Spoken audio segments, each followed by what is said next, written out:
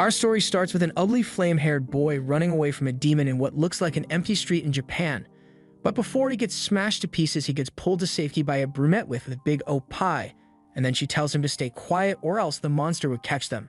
Just then, a little magical creature bursts out from her opie area, and he clearly got a little startled after seeing it, so the girl teases him a bit for it. In response, he blushes a bit and says that he's not scared and even would have kicked their butts if he wasn't so injured. Our protagonist goes by the name Nahira Takaru, and at this point, the girl believes that he's a really strong guy. She looks back and asks him whether he would come and save her whenever she is in danger. After Takaru agrees, she walks off, and that's when it hits him. He really likes her. He can't let an opportunity like this just slip away. Our boy then draws her back by the hand and has a red blush on his face as he confesses to her that she's his crush. At that moment, he pops back into reality. Turns out that was just one of his dream fantasies. In reality, our boy has been beaten up and tied to a light pole by a notorious biker gang. He's not even concerned about the fact that he's tied up. He rather expresses frustration that this is the 1,999th time that he's had dreams of that beautiful girl, but he's never had the chance to kiss her. The bullies roast him, saying that he's so lonely that the only way he can fall in love is in his dreams. Takaru kicks the guy in the face and tells them all that his crush is real and isn't just part of his dreams. Another member of the gang gets pissed off by this. He tells the protagonist to just admit defeat and apologize. At the same time, he swings a bat at his head, but he dodges it and even manages to counter by giving him a headbutt to the jaw. After that, he stands on his feet and lets the bullies know that the Nahira family motto is to never accept defeat until you're dead. The bullies decide to take him on all at once, and even while tied to a light post, Takaru still manages to 1v5. After beating the thugs, he escapes on his scooter, reaffirming the promise he made to himself. I will never admit defeat, unless I am dead. Just then, he almost skids off the road as he sees the same magical creature he saw in his dream. He blindly decides to chase it at high speed, but then he looks up and sees he's about to have a meeting with Truck-kun, so he jumps out of the way, grabs the magic creature, and falls off the ledge and plummets. He wakes up in a warm hut and is immediately greeted by the same girl he's been seeing in his dreams. This is the 2000th time he's seeing her, so he just smiles as he stares at her, knowing that it can't be a dream this time. Takaru stands up and tries to remind her that he's the guy who saved her last time, but judging by her body language, it doesn't look like she knows what he's talking about. She starts to get a little creeped out, so she backs away for a bit. Then the same magic creature drops in from out of nowhere onto Takaru's head. This makes him lose balance and land face first into the girl's opie. Some girls watching from a distance find this to be quite entertaining. They ask their friend Sai what he thinks about it, and he finds it quite amusing as well. He uses a system manipulator on his wrist to activate a net that captures Takaru, after which he walks out saying this was a really entertaining show, but now it's time to get rid of that fool. Takaru starts to rage after getting called a fool by Sei, but his mystery crush just tells him to shut up and then slaps him across the face. He gets thrown out of the royal palace and is now in the city with the other civilians. He asks around for a convenience store, and after he finally finds one, he immediately gets kicked for being too broke. As he lays in the alleyway, he asks a random man where they are right now. The man replies with the name of a place he has never heard before. He asks him to explain it in terms of Tokyo, but the guy has no idea where or what Tokyo even is. He tells Takaru that he's in a place known as Denji Haian-kyo. After that encounter, Takaru steps into town and starts to wonder whether he might have traveled back in time, but he doubts that because this place certainly doesn't feel like ancient Tokyo to him. Just then, an emergency signal goes off. Several magic seals appear in the middle of the sky. The civilians then hear a loud voice that there would be a black mist outbreak in the next 60 seconds. It's set to span 200 meters from the surrounding area, so it advises anyone within that range to make their way quickly to an evacuation gate.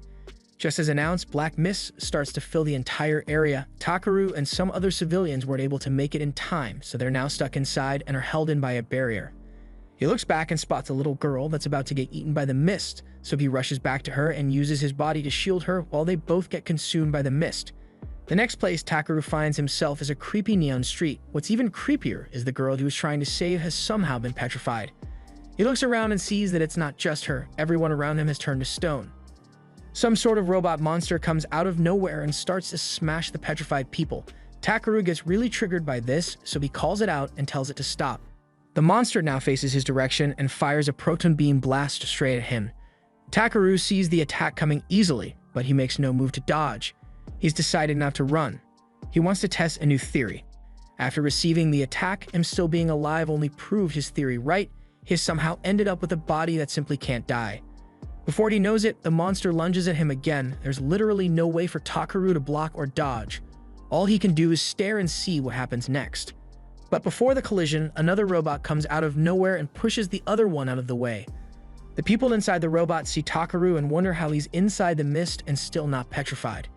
They use their microphone and tell him to stay where he is. They will do their best to fight the monster.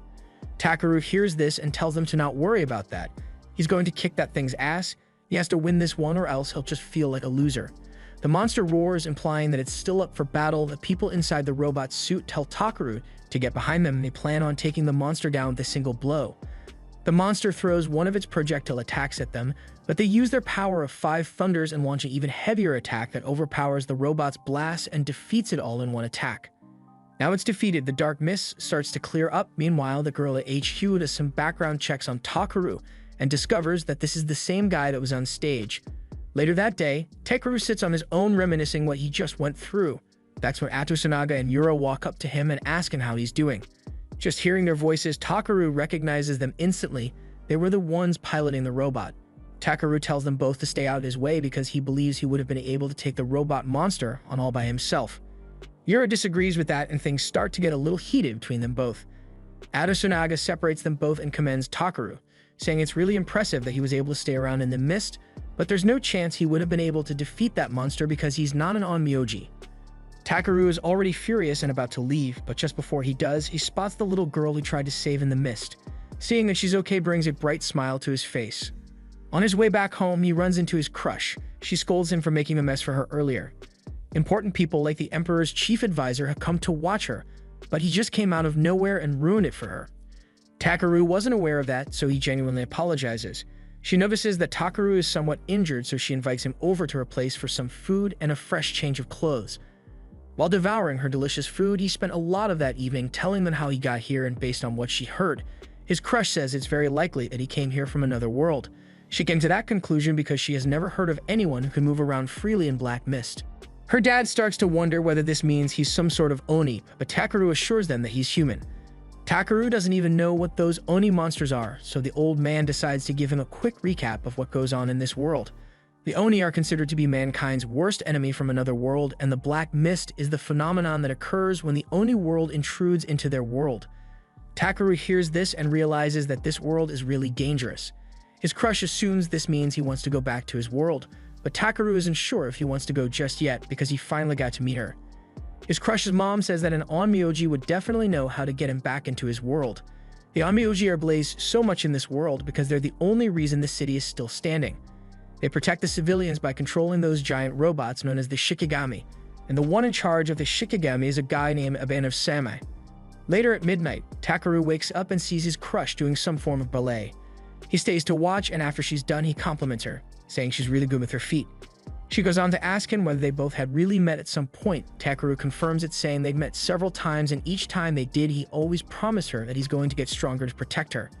She finds that to be kind of cute, so she agrees to give her his name. She introduces herself as Tsukimiya. Then the next day in village, Takaru is just passing by when he sees a crowd gathered in front of him, so he goes there to check it out. He sees Tsukimiya kneeling before the chief advisor's messenger. He's scolding her because of how Takaru came out of nowhere and interrupted the show. Now the chief advisor is really pissed off because it showed disrespect to the Centennial Pandemonium ritual. As she gets yelled at, she does nothing but look down in shame. The messenger walks off, telling her that the advisor wants her to come to the Imperial Palace and apologize in person. Before the messenger leaves, Takaru walks over to him and says that Suki shouldn't be the one to blame for him barging in.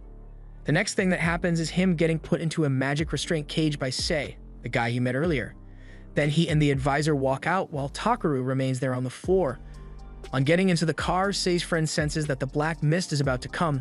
The whole village is thrown into chaos. They have just 20 seconds to get out of the range. Luckily, their car is able to make it in time, but unfortunately, Tsuki's car got trapped.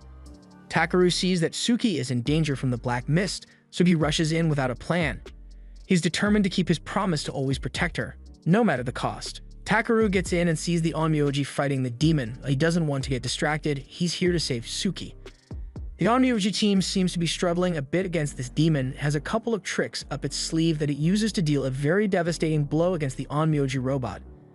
Kazura watches from her headquarters and sees that the robot has taken a lot of damage. It can't go for much longer.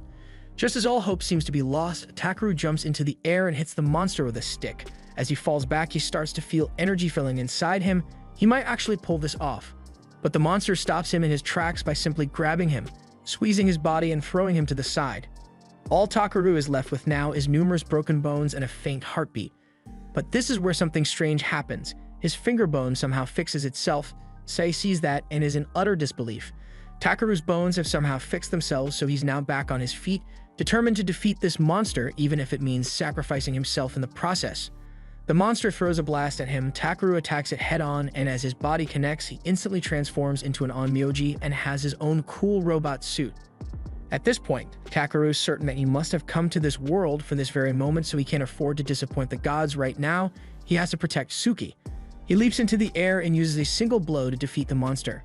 Kazura and everyone at HQ can't believe their eyes. Sei just smirks. Takeru seems to have piqued his interest. Takeru rushes over to Suki and is relieved as he sees that she's still in one piece, but he forgot to destroy the core beneath her, so she instantly gets crushed right in before his eyes. Takeru is speechless, all that hard work for nothing. To make matters worse, the monster comes out from behind and stabs him through the chest. His life slowly starts to fade, but he's not willing to accept a pathetic ending like this. In the next scene, he wakes up in the exact same situation as when he first came, inside the hut with Suki. Takeru sees that his beloved Suki is still alive and well, so he places his hands on her and says a prayer to God. Suki claims that she doesn't know this guy. She screams, then the royal bodyguard comes over to kick him out. Takeru sees it is heading in a cold direction, so he tries to explain, but before he can, he gets struck with some holding daggers by Astu. Takeru struggles as he lays on the floor and tries his best to convince Suki that they have met before, but unfortunately, no one's buying it. She clearly doesn't remember him. A couple minutes later, they place Takeru in a little prison, while they urge him to stop lying about having gone back in time. Sem and his two underlings walk up to him and Takeru instantly recognizes him. Astu tells Sem that he doesn't need to bother himself with this guy, he's been spewing nonsense all morning. Takeru still decides to vouch for himself, telling Sem that he even fought an Oni while he was in the black mist and ended up getting impaled. Then after that, the next thing he knew was being transported onto that stage. Astu urges him to stop lying because he's not even an onmyoji, so him fighting an Oni would literally be impossible. Takeru claims to be a man of action, so he plans on demonstrating his strength. He asks to go up against an onmyoji. Our boy is then seen sweating heavily after he just sparred with the onmyoji for like 30 minutes. Sem was almost convinced that he would find this experiment intriguing, but now he's just disappointed. One of the onmyoji delivers a strong kick to his face while she tells our boy to have some respect for onmyoji next time. At this point, Sem is really disappointed. He just wants to ask Takeru a few questions and then send him on his way. Takeru already knows what that means, so he does the wise thing and runs for his life.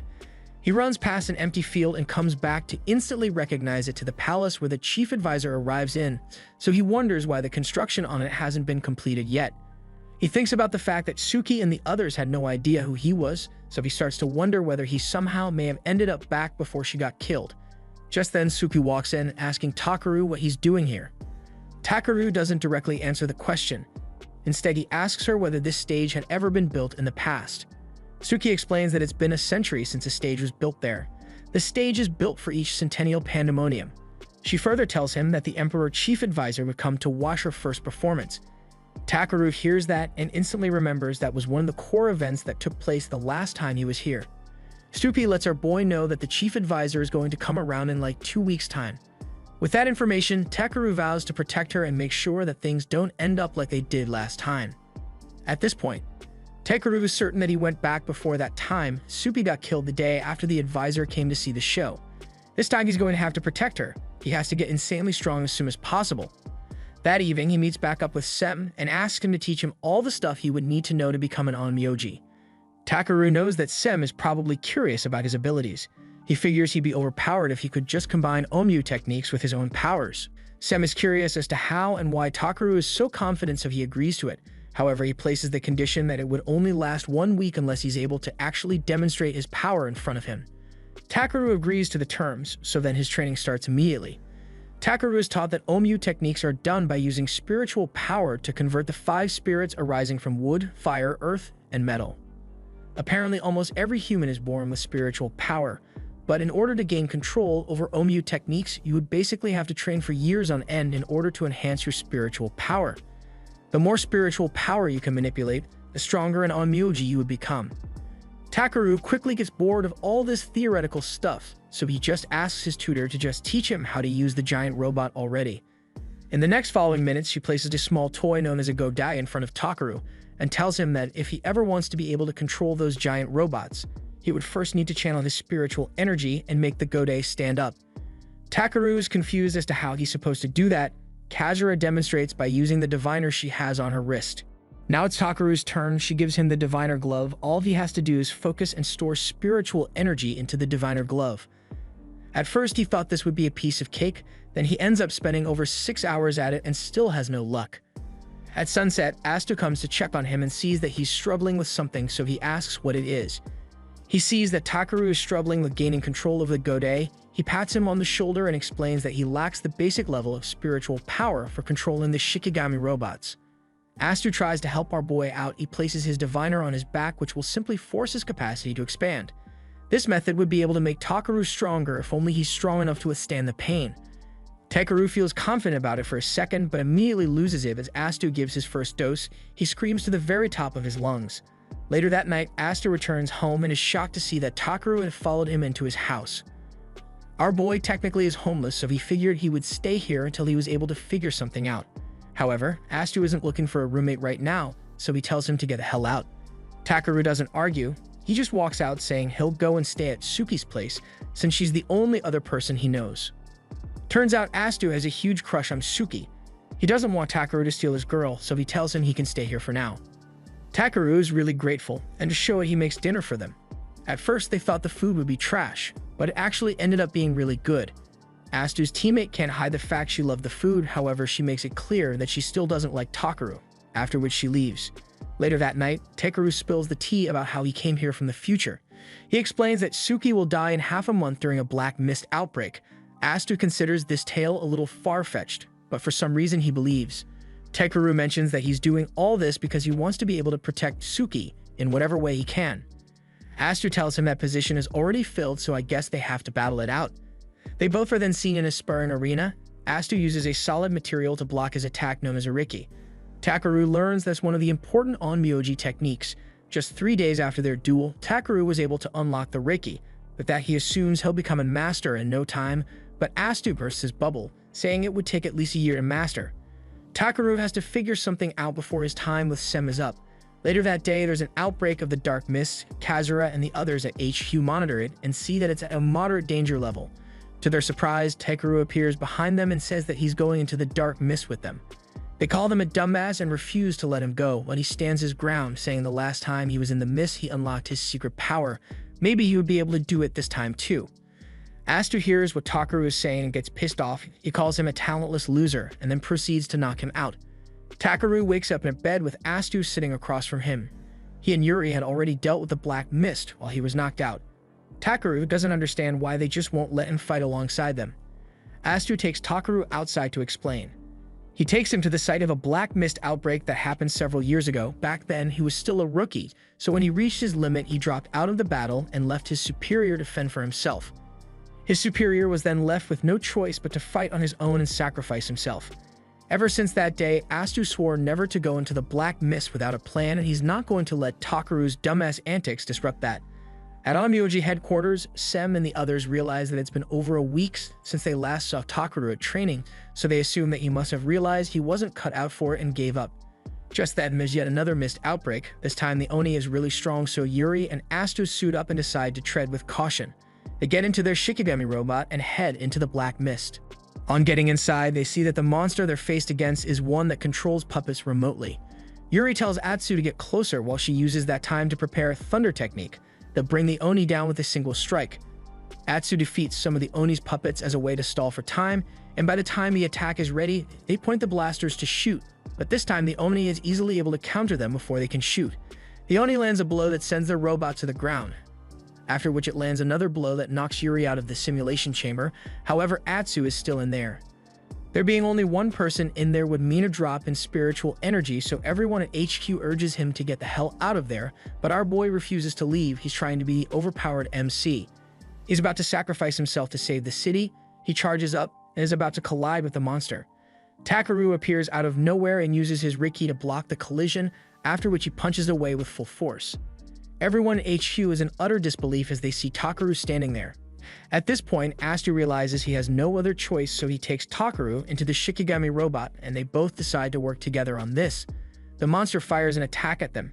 Atsu uses his advanced Reiki to block it, after which Takaru summons his inner chakra and delivers a right hook that deletes the monster in a single blow. The team of Takaru and Atsu was successful. After the mist dissipates, Takaru walks right up to Yuri and is about to roast her, but she sees it coming a mile away and kicks him down to the ground. As he lays there, Sem offers him a hand, asking him whether he officially wants to become an Onmyoji. In this episode, Takaru and Atsumga are said to have a mock battle between two of their other Onmyoji colleagues known as Iruka and Kajiki. They both learn that Takaru isn't even able to do something as simple as moving a Godei, so they instantly conclude that he would be no match for them. But Takaru doesn't back down. He puts his foot down and asks them whether they're saying all this because they feel threatened by the new guy. That statement obviously hit a nerve. Iruka is really pissed off now. Atsumga joins in and tells them all not to get worked up, but Takaru doesn't care. As long as this is a battle, he's giving it his all. Meanwhile, Kazura and Sem are busy doing some digging on Takaru to find out how he managed to get the Onmyoji power. Kazura used every means available to her, but she still wasn't able to find anything on Takaru. This makes them conclude that Takaru definitely did come from another world. However, she noticed that he has a bellflower symbol on his palm, which is a mark that only those born from Denji Heian-kyo possess. Sem finds this all to be very interesting. He's certain he would uncover a lot of mysteries about Takaru. The mock battle between the two teams begins shortly after. Iruka and Kajiki start off strong and seem to be overpowering Team Takaru. Things are just about finished as the robot is about to fall into the magic pit, but our boy Atsumga locks in and uses his righteous platform technique to get across. Following that, he delivers a very heavy right hook to the opponent robot that defeats it in a single strike. That blow hit Iruka so hard that he was knocked out of the simulation and was still unconscious afterward. Now, in the absence of Iruka, Yura walks up to Kajiki and wants them both to work together and face Team Takaru. Sem watches this take place and figures that it would be quite interesting to see a fight between 5-star candidates. The fight begins, and you can't deny that Yura is really good at this, but that's when something very unexpected happens. Takaru and Atsumga switch battle positions. This allows them to throw a heavy blast at Yura while she's caught off guard. Yura catches it, and it's clear she's struggling to block, but she eventually musters up the strength and deflects it. Once that's over, Yura was already expecting the next phase of the battle to begin, but Atsumga just exits the simulation and walks away, saying that their mock battle was supposed to be against Iruka and Kajiki, not Yura. At the end of the day, Yura sits alone and is still having bitter feelings about how Atsumga just left mid-battle like that. She senses that Atsumga and Takaru are approaching, so she tries to leave, but before she can, Atsumga calls out to her and says he thinks she and Kajiki are quite compatible with each other. He says he'll be okay with them both pairing up from now onwards. Yura hears that and immediately assumes he's just trying to get rid of her because of Takaru, after which she storms off. Later that night, Takaru makes dinner for Tsuki and her family, and as they eat, he mentions that the Onmyoji are choosing their 5 stars very soon. They should all be training.